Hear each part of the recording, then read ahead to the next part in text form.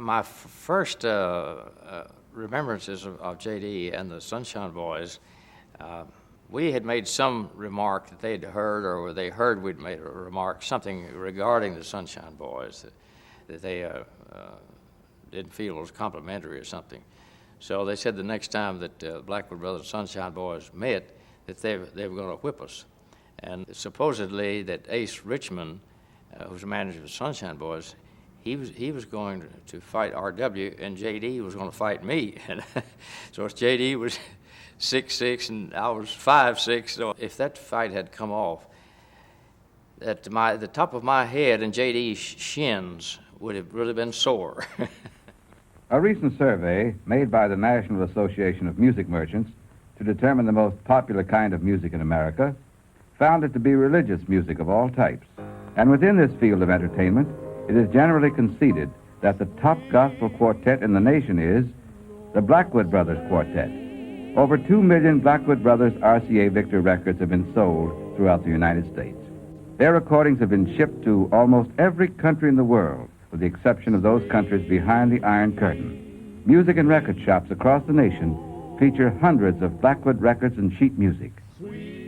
Millions from Maine to California listen daily to several hundred radio stations featuring Blackwood Brothers recordings and the very popular Blackwood Brothers radio program. The quartet has made guest appearances on the coast-to-coast radio networks of NBC, CBS, and ABC. During June 1954, the Blackwoods appeared on Arthur Godfrey's Talent Scout, a CBS television network show. They walked away with top honors and literally rocked the applause meter beyond its maximum. The producer of the show stated that the quartet drew more spontaneous acclaim than anyone else they had ever had to appear. Where the seagull was down in the middle of the field, he saw an angel waiting on the chariot field. He passes over things on the chariot field. He just longed to see how a chariot feels. Why don't you swing down, sweet chariot, stop and let me ride. Swing down, chariot, stop and let me ride. Rock me, Lord, calm and easy. I got a hold on the other side. Swing, swing, well, swing, look yonder. Where the seagull went down and he got on the board, the chariot went up and on down the road. See, Crust was thinking about the pumping of the road. He just longed to lay down his heavy load. Why don't you swing down, sweet chariot, stop and let me ride. Swing down, chariot, stop and let me ride. Rock me, Lord, calm and easy. I got a hole on the other side. Well, I got my father in the promised land. I won't stop until I shake his hand. Rock me, Lord, calm and easy. I got a hole on the other side. Why don't you swing down, sweet chariot, stop and let me ride. Swing down, chariot, stop and let me ride. Rock me, Lord, calm and easy. I got a home on the other side.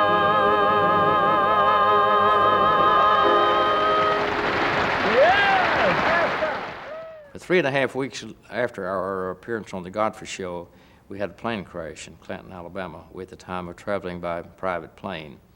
R.W. Blackwood, my nephew, was the pilot. Bill Lyles, our bass, was the co-pilot. And in a fire wreck crash in Clanton, Alabama, on the 30th of June, 1954, R.W. Blackwood and Bill Lyles were both killed in the plane.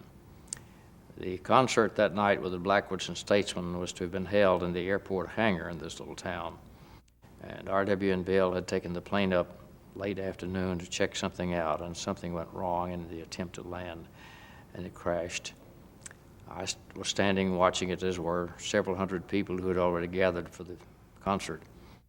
And I started running toward it before it ever hit the ground. I could see my nephew, R.W., still strapped in his seat through the flames. It immediately went up in flames. And I was told that I started into the plane, not knowing what I was doing. I was in a state of shock. Someone picked me up from behind and held me and carried me off the field. For some years, I really didn't dawn on me who it was, because I was in such a state of shock at the time. Some years later, Jake Hess said, "Do you remember who it was that kept you from going in that burning plane? I said, no, I really don't. He said it was me. He said, I just had to handle you and hold you and keep you from going in it. As the statesman put me in their car and took me to Memphis that night, I said I'd never sing again. I was through. There we'd just won the Godfrey Show and top-selling record, and thousands of people coming out to hear us, the highest point in our career, and it all went up in flames. I didn't think I could ever sing again. And I don't think it was my prayers. I think it was the prayers of thousands of people praying for me that God showed me he still had something left for me to do. So almost immediately, I reorganized the quartet. You know, after the plane crash, we lost R.W. and Bill Lyles. Talking about a day or two after he'd said he'd never sing again and so on and so forth. And I told him, well, he had to sing, you know. That's what God put him here to do. That was his job, and that was his calling in life, and so on. So the people expect him. He said, who would I get for a bass singer? And I said, J.D. Sumner. He looked at me and sort of grinned. Okay. But I said, you're going to need somebody to take care of things, to help head everything up. And not only does he sing bass, they wouldn't be comparing J.D. to Bill Lyles, because it's like oranges and apples. And if you get some smooth voice bass singer in here, he will never be as good as Bill Lyles. So I convinced him that's what he should do. George Yonch said that he came over and auditioned. I don't remember it, but other people says he did too. I wasn't exactly what they was looking for. I was a kind of a smooth bass singer, like on the type of Bill Lyles, not anywhere near that good, but that type, you know. And they was looking for something completely different, which was a good move for them, you know. I remember that I considered 2 or 3 other bass singers, and somebody gave me a little 45 record of J.D. singing "Oh Happy Day." I listened to that record, and it intrigued me, it interested me, him singing it, the way he sang it. So I called J.D. and asked him if he'd be interested in joining us, and told him I'd either give him a salary of so much or he could buy into the group as a full partner. And he said, well, he wanted to think about it and pray about it. So a few days later, he called me back, said he felt it was the Lord's will that he come, and wanted to buy in as a full partner, which he did in the Blackwood Brothers Quartet. When I got the chance after the airplane crash, and the manager of the quartet, H. Richmond, said, George said, I think you're turn down this opportunity. Go ahead, you know. And he cried. It was pretty touching. A quartet is like a family. You know, you fuss and fight and cuss one another, but bottom line, you love one another, and it was a hard decision to make. Thanks so much for watching this clip from New Haven Collections. For full episodes of some fantastic shows, go to www.countryroadtv.com. And if you'll use the code New Haven, you'll get a month free.